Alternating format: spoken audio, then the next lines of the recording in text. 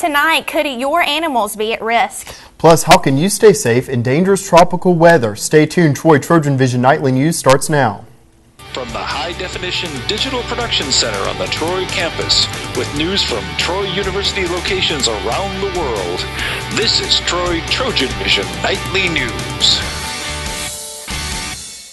Hello and welcome to Troy TrojanVision Nightly News for June 25th.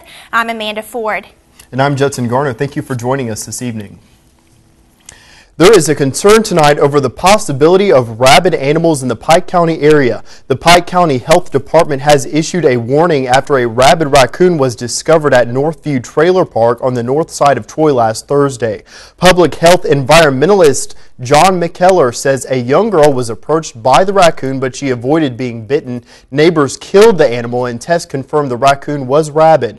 McKellar recommends that residents get their pets vaccinated for rabies if they haven't already, especially in the area of surrounding Northview Trailer Park.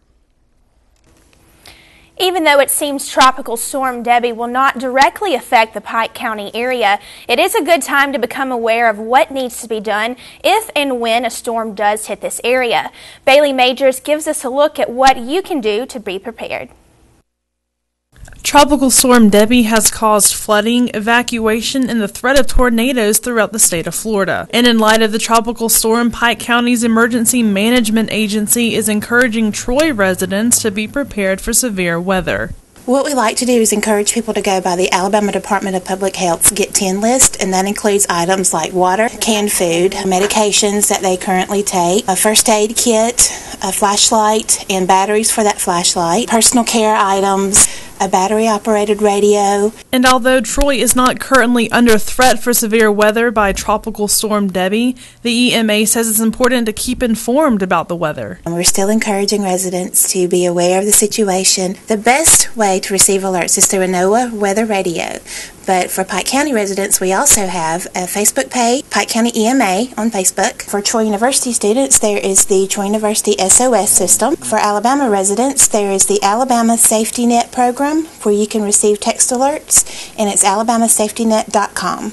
And if you're running low on safety items for your Get 10 list, there is an upcoming opportunity to stock up on supplies. The tax-free holiday is the first Friday in July. It is to encourage residents to prepare themselves for severe weather and to give them a break on the taxes involved in purchasing those items. To get a complete description on the items that can be purchased, you can go to the Alabama Department of Revenue's website. Bailey Majors, Troy TrojanVision News. We will find out more about Debbie's projected path later in the show. So, Judson, throughout the summer, incoming freshmen get to know about the campus at the Impact orientation sessions. That's right, Amanda. At least one activity during the first day of orientation gives the new students a closer look at where they will be spending their year for the next 4 years. Christina Cook has the story. Freshmen get their first opportunity to see where they may be learning in the fall during the departmental tours held on the first day of every Impact session. The tours are a chance for the students to get a first-hand look at where the classes of their major will take place. The students have decided on a major that they either are set on or believe they would like to pursue, and they just kind of get to go to that department and speak with usually the dean or someone that's going to be working with them while they're students here, and they get to ask them questions and kind of figure out what route they'd like to take when they get here. And for the students, it was a chance to hear from a professor about the things they would study during their academic careers. I really enjoyed hearing him talk and just hearing about the different programs he'll use and how high class this is. I'm really excited for the program now. I really liked coming in here and seeing the energy that the professors had. They really do care about their job, and it really excites me to come here to Troy, and I've always wanted to come here and study broadcast journalism. As for potential broadcast majors, an added benefit was a tour inside the TrojanVision studios where many of them could possibly see themselves working someday. I was just very amazed because I interviewed at Montgomery Station, and when I walked in, I was like, wow, this is a lot nicer than what I've seen before, so I really enjoyed that. I really like the layout of the set. It's really spacious and big. It's a lot bigger than my high schools I'm used to, and the cameras look really nice, so I'm really excited. Christina Cook, Troy, TrojanVision News. Impact orientation runs through July 24th. The first day of the fall semester is August 15th. And now taking a look at news from around the state. In Daphne, Alabama, Governor Robert Bentley plans to be in the Alabama coastal community of Daphne as part of the state's efforts to monitor Tropical Storm Debbie. The governor and the director of the Alabama Emergency Management Agency planned a news conference at 11:45 this morning to discuss storm preparation efforts. In Orange Beach, crews are planning to resume searching for a 32-year-old man who disappeared off the Alabama coast in rough surf kicked up by the tropical storm Debbie. The director of beach safety for Orange Beach says the South Carolina man was vacationing with his family when he went under the water around 1:45 yesterday afternoon. And in Cedar Bluff, crews are searching an Alabama lake for a Northwest Georgia man who went under the water. Alabama Marine Police say the 27-year-old Rome man was with his wife, kids, and his father on a pontoon boat when they stopped for fuel near Cedar Bluff Marina at Weiss Lake yesterday afternoon. Still to come on TrojanVision Nightly News, the College World Series finals are underway, and we'll have the details about the first game from that when Danielle Percival joins us with sports. But first, we will find out why most preschoolers have food allergy reactions despite their parents' best efforts. We'll have that story and more after the break. Children with severe allergic reactions often don't get the medication they need. I'm Randall Pinkston in New York with a new study about food allergies in children. Teaching a kid football is one thing. Keeping a kid in school, that's the name of my game. My name is LaDainian Thomason. I don't just wear the shirt, I live it.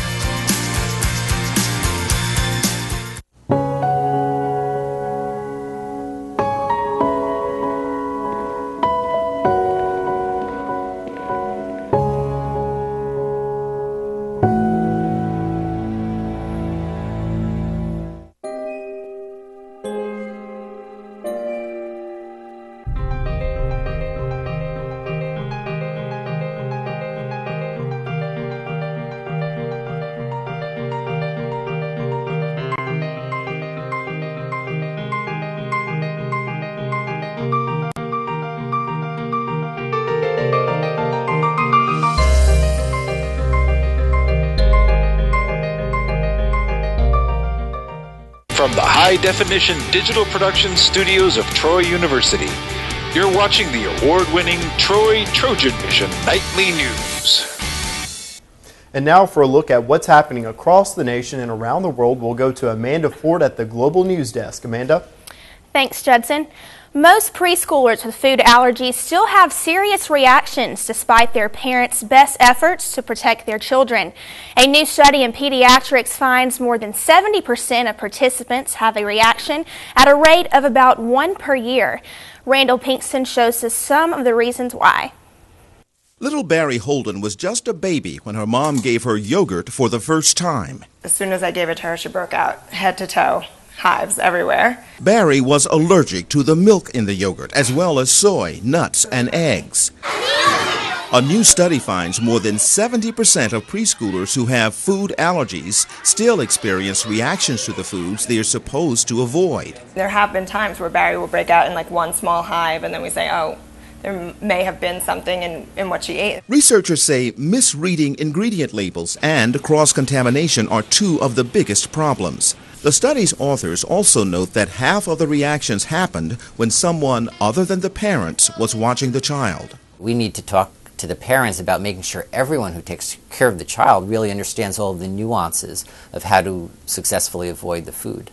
Epinephrine is used to treat severe allergic reactions, but the study found that parents and caregivers gave it to children only about 30% of the time. It's really better, if you're in doubt, to go ahead and inject it. You're not going to hurt anyone if they didn't really have to have it, but you could save their life. Barry's mom makes sure she always has her EpiPen with her just in case. I feel like when the time comes in a situation like that, there would be nothing that would stop me from saving the life of my child. Barry has outgrown her milk and egg allergies, but she will always have to be careful about the food she eats. Randall Pinkston, CBS News, New York. Tens of thousands of Egyptians celebrated in Cairo's Central Square Sunday after the country named an Islamist leader in its first democratic elections. Monica Vimazar has the latest from London. Some are sleeping off the long night of celebration in Cairo. Hundreds are camping out in Tahrir Square the morning after Mohamed Morsi was elected president in Egypt's first free elections. Crowds cheered when Morsi was confirmed the winner of a tight race. It was a very happy moment, I can say. The 61-year-old Muslim promised to unite the country and represent all Egyptians. His party, the Muslim Brotherhood, had been banned in Egypt for years. Aides say Morsi has moved into Hosni Mubarak's old office.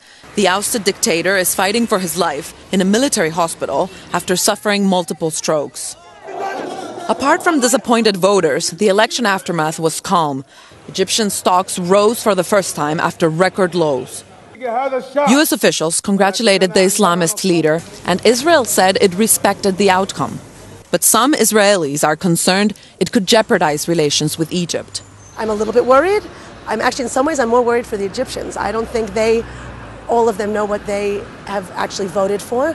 I don't think they're used to being a religious country. The military said it would hand power to Morsi at the end of the week. Many see it as a crucial test of how much power the president will actually have. Monica Villamizar, CBS News, London. A much-anticipated Supreme Court ruling on Arizona's immigration law is getting mixed reactions across the country. Both sides of the legal battle are claiming victory. Danielle Nottingham is at the High Court with more on the ruling. The Supreme Court has rejected key parts of Arizona's crackdown on illegal immigration. In reading the 5-3 majority opinion, Justice Anthony Kennedy said the court agreed with the Obama administration. Immigration falls under federal, not state jurisdiction. The decision struck down a requirement that all immigrants carry registration papers and a provision that made it a state crime for them to seek work. The High Court did unanimously say the most controversial part of the 2010 law requiring police check the immigration status of those they stop could go forward, prompting Arizona's Republican governor to declare victory. The heart of Senate Bill 1070 has been proven to be constitutional. The majority of justices also ruled that police cannot arrest people on minor immigration charges, and they left the door open to other legal challenges to the law. It has essentially opened the floodgates. It's opened the floodgates to racial profiling. In a statement, President Obama said he was pleased the court struck down most of Arizona's law and once again called on Congress to pass comprehensive immigration reform. Mitt Romney's campaign released a statement saying the ruling proves a need for stronger leadership in the Oval Office. Danielle Nottingham, CBS News, the Supreme Court.